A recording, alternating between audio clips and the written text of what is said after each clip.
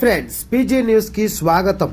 ఒక కువైటీ మహిళా ప్రవాసీని వివాహం చేసుకోవాలనే కోరికను ఆమె వివాహేతర సంబంధాన్ని ఉపయోగించుకుని మోసం చేసినట్లు, డబ్బును దుర్వినియోగం చేసినట్లు, 2 మొబైల్ ఫోన్లతో సహా ఆమె కొనుగోలు చేసిన వస్తువులను విక్రయించినట్లు ఒప్పుకున్న ఒక కువైటీ పౌరుడిని అరెస్టు చేయడంతో క్రిమినల్ సెక్యూరిటీ సెక్టార్కు చెందిన హవాలీ ఇన్వెస్టిగేషన్ విభాగం మైదాన్ హవాలీలో జరిగిన ఒక దుష్ప్రవర్తన మోసం కేసును ముగించింది.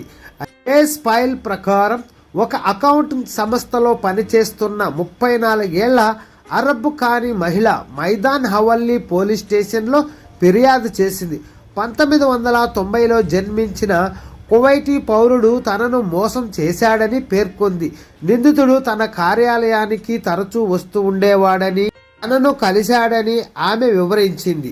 తనను వివాహం చేసుకోవాలనే కోరికను వ్యక్తం చేసి అతను తనను మోసం చేశాడు. ఆర్థిక ఇబ్బందులను పేర్కొంటూ వారి వివాహం ఇంటిని సమకూర్చడంలో ఆమె సహాయము కోరాడు. తరువాత ఆమె అతనితో కలిసి ఒక ఫర్నిచర్ దుకాణానికి వెళ్ళి ఫర్నిచర్ కోసం 1700 దినార్లు చెల్లించింది. ఆమె 2 సంవత్సరాల కాంట్రాక్టులతో తన పేరు మీద 2 మొబైల్ ఫోన్లను కూడా నమోదు చేసుకుంది మరియు వాషింగ్ మిషన్ మరియు రిఫ్రిజిరేటర్ సహా అనేక విద్యుత్ ఉపకరణాలను వాయిదా పథకంలో కొనుగోలు చేసింది.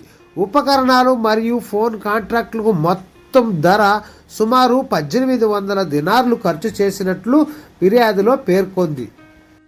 Don't forget to subscribe, like, share. Thanks for watching.